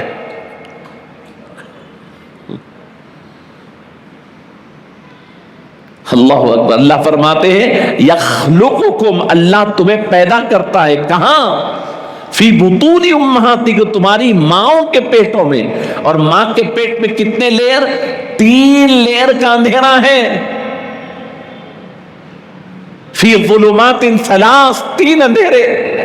ایک ایبڈومن، اوپر کی پیٹ کا اندھیرا، پھر اندر رحم مادر کی دیوار، پھر اس کے اندر کی ایک جھلی۔ فرمایا 3 اندھیرے ہیں، اندر کچھ بھی نہیں دکھتا۔ یہ 3 اندھیرے پیارے آقا صلی اللہ علیہ وسلم اس وقت بیان فرما رہے ہیں جب نہ آپ کے پاس کوئی اسکیننگ مشین تھی، نہ آپ کے پاس کوئی کہتے ایسا آلہ تھا، نہ آپ کے پاس آپریشنز کا طریقہ تھا۔ کتنے جھلیاں ہیں حضور جب فرماتے 3 کے اندر ہے۔ اللہ اکبر۔ اب یہاں رک جائیے، میں تھوڑی دیر اس پہ بات کرنا چاہتا ہوں، تھوڑی دیر۔ یہ اس وجہ سے کہ ہماری درس حدیث پہ یہی حدیث گزشتہ گزری ہے۔ اللہ اکبر۔ تخلیق انسانی کا پورا پروسیس حضور نے بیان فرمایا۔ کیسے بیان فرمایا؟ اللہ کے نبی صلی اللہ علیہ وسلم ارشاد فرماتے ہیں پورا ماں کے پیٹ پہ جب انسان جاتا ہے تو 40 دن تک پانی کے قطرہ قطرے کے بعد خون کا لوتھڑا، خون کے لوتھڑے کے بعد یعنی گوشت کا یعنی مضغہ، اس کے بعد اللہ رب العزت 120 دن کے بعد رب العالمین فرشتے کو بھیجتا ہے، وہ روح پھونکتا ہے، ساتھ میں اس کا رزق لکھتا ہے، ساتھ میں اس کی موت لکھتا ہے، پھر ساتھ میں اس کی سعادت و شقاوت لکھتا ہے اور اس کے اعمال لکھتا ہے۔ اللہ اکبر۔ پھر رسول اللہ صلی اللہ علیہ وسلم فرماتے ہیں آپ کیا سمجھ رہے ہیں اس کو؟ تکریم انسانیت ہے، انسان کی پیدائش کا خدائی اہتمام ہے۔ میں اور آپ ایک رینڈملی نہیں آئے،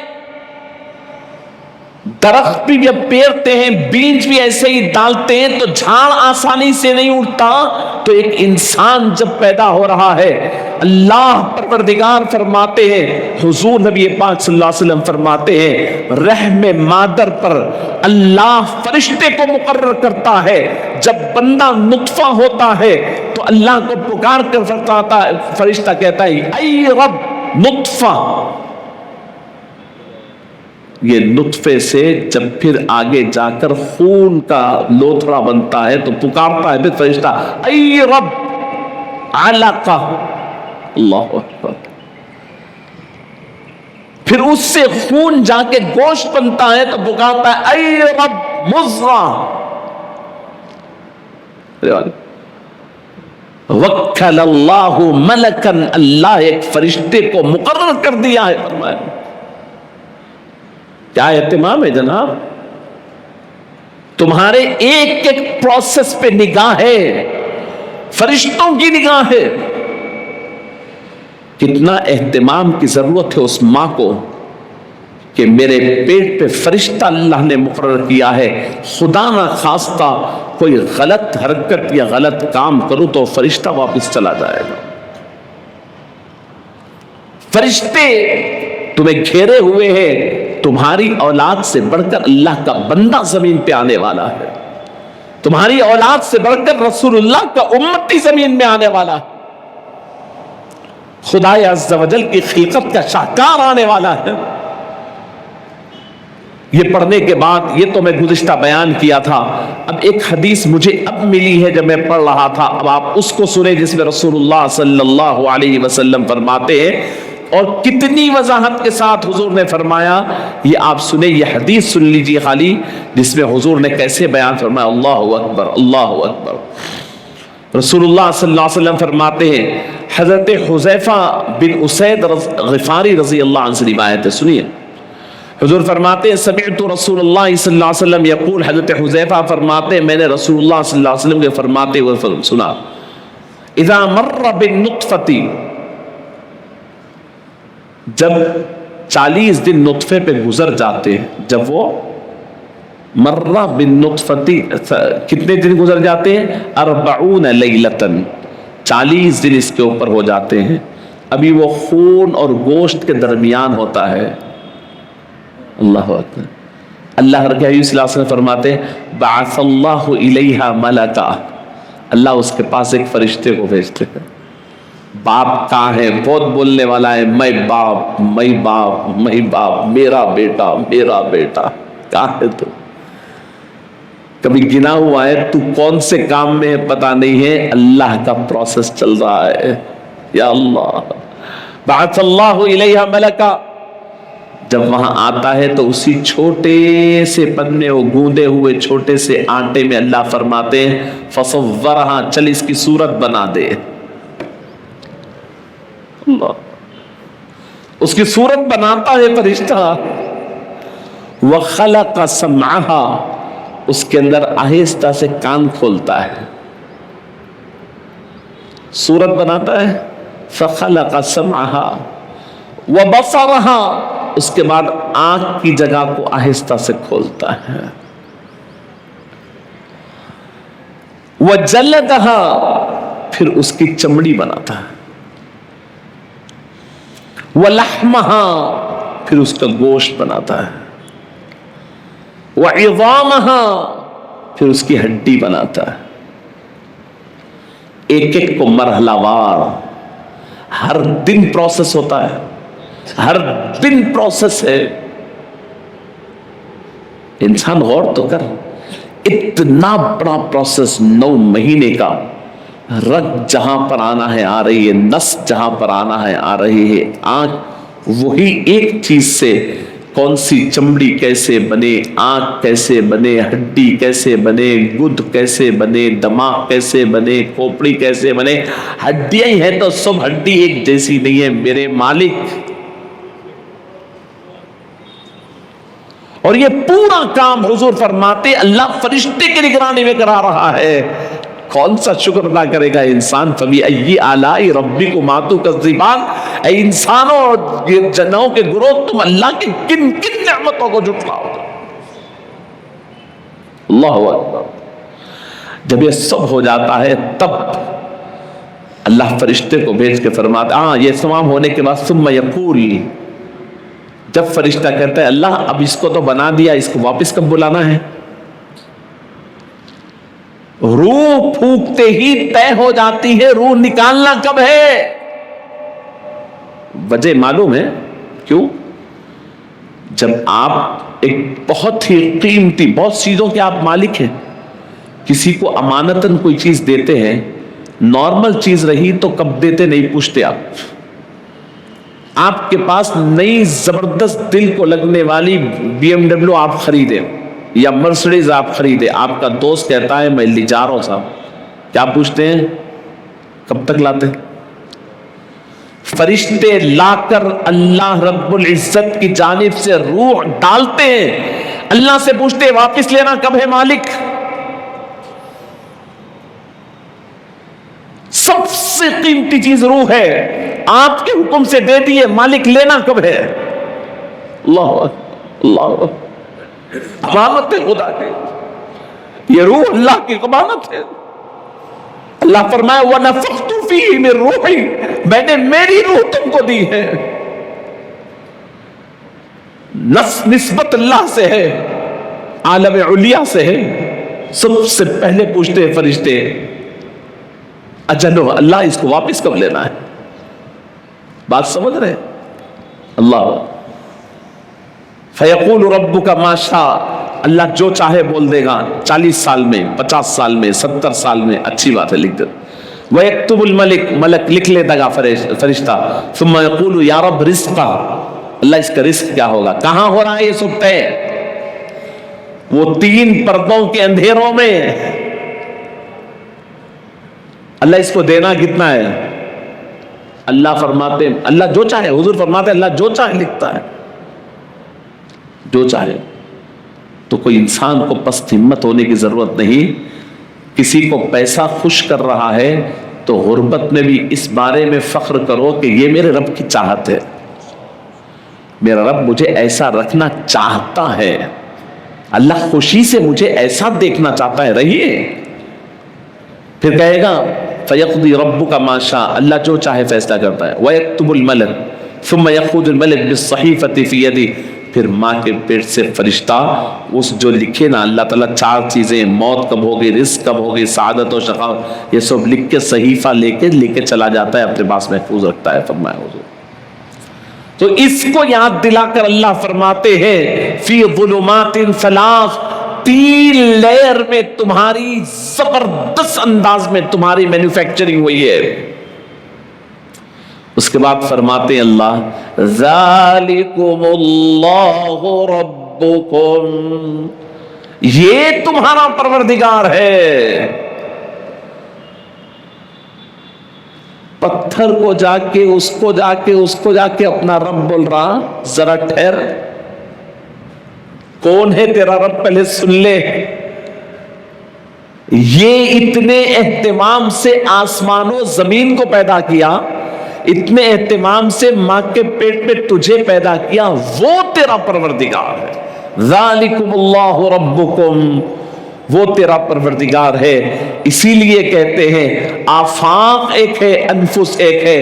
وہ یعنی وہ بگ ورلڈ دیکھو تو بھی اللہ دکھے گا، یہ اسمال ورلڈ تم اپنے آپ کو کان کھینچ کے دیکھو، ارے تیرے میں کیا ہے رے بھائی، ناک بھی ہے نا، تو بند ہو گیا تو یہاں سے کیوں نہیں سنے آتا، وہی چمڑی کا بنا ہوا ہے، کیا خاص ہے اس پہ. زبان بھی چمڑے کی ہے، ہاتھ بھی ہے، میں ہاتھ میں پکڑ لیتا ہوں، مزہ کیوں نہیں آتا.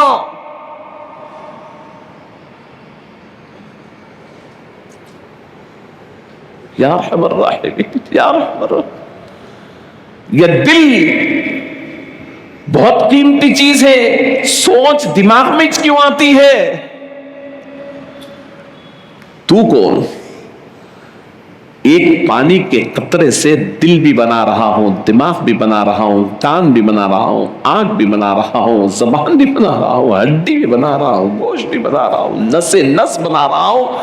اگر اس میں سے پو سوپ بنا کے ایک نس کنیکٹ کرنا چھوڑ کے دنیا میں بھیج دیا تو دیکھ تو کتنا پریشان پھرتے رہتا ہے، ادھر سے ادھر، ادھر سے ادھر، ادھر سے ادھر، اچھاڑ پچھاڑ، یہ ڈاکٹر وہ ڈاکٹر، یہ عامل وہ عامل، دنیا، اور سمجھتا ہے کہ سب سے بڑی مصیبت ہے، جبکہ وہ رائی کے دانے سے بھی چھوٹی چیز ہے، سوپ کر کے یہاں تک رکھ دیے، کنیکشن دینا چھوڑ دیے، کیا کر لیتے آپ؟ صبح رہ کے آنکھ دیکھے گی نہیں، صبح رہ کے کان سنے گا نہیں۔ بندے سمجھ کتنا مجبور ہے، پیدا ہوتے ہی فخر کرنے لگتا ہے، میں ہوں میں ہوں میں ہوں۔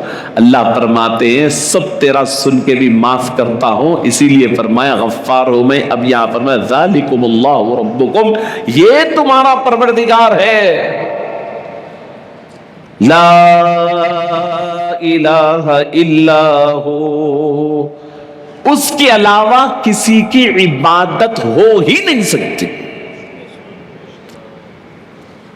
تم کر بھی یہ تو نہیں ہو سکتے۔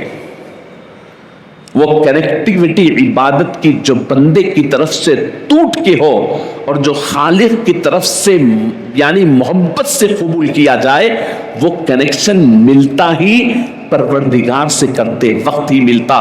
پتھر کے سامنے تم لاکھ سر پٹک کے سر پھوڑ لو، تمہاری جانب سے تو توجہات جائے گی، وہاں سے کچھ نہیں ملے گا۔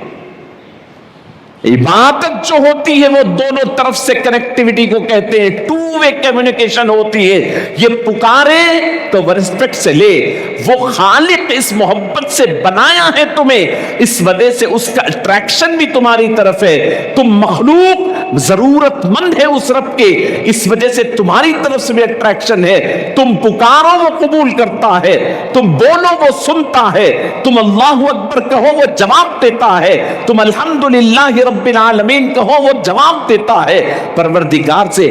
تو عبادت ہو ہی نہیں سکتی اللہ کے علاوہ کسی۔ تم اپنے گمان میں کسی چیز کو بھی عبادت کہہ دو تو کہہ دو، لیکن ہو ہی نہیں سکتی، وہ ون وے ہے، دوسری سائڈ سے تو کوئی اٹریکشن ہی نہیں ہے۔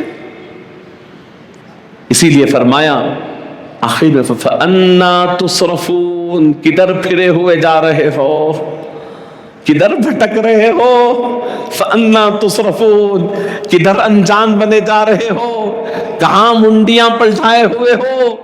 یہاں ہے، کائنات کا مالک بھی یہاں ہے، تمہارا خالق بھی یہاں ہے، زمین آسمان دیکھو تو اس کی ہے، تمہاری رگو رگے رگ دیکھو تو اس کی ہے، اس کے علاوہ کسی کی نہیں ہے۔ آؤ عبادت اسی کی کرو، دلوں کو سکون ملے گا، عبادت اسی کی کرو، دل کو تسلی ملے گی۔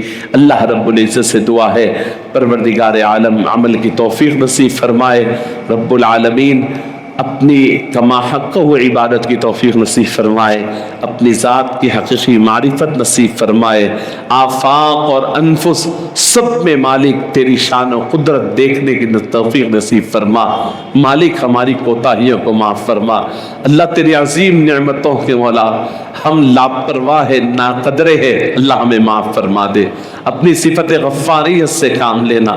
میرے اللہ یہ جوانیوں کے اندر ہم دنیا کی طرف پڑے ہوئے ہیں، اللہ وہ چیز جو تو نے لکھ دی ہے پھر بھی ہمیں یقین نہیں ہے، اللہ جو تیری معرفت حاصل کرنا ہے اس بارے میں ہمیں کوئی توجہ نہیں، اللہ ہمیں حقیقت حال سے واقف فرما دے، ہمارے دلوں کو معرفت الہی نصیب فرما دے۔ مولا پروردگار ہماری غلطیوں کو معاف فرما، لاپرواہیوں کو معاف فرما، ناقدریوں کو معاف فرما، پروردگار ہم سب کے حالت پر رحم فرما، قرآن مجید کو سمجھنا نصیب فرما، قرآن مجید پہ عمل نصیب فرما۔ وصلی اللہ تعالی علی خیر خلقہ سیدنا محمد وعلی آلہ واصحابہ وازواجہ وذریاتہ واہل بیتہ وسلم تسلیما کثیرا کثیرا برحمتک یا ارحم الراحمین والحمد للہ رب العالمین۔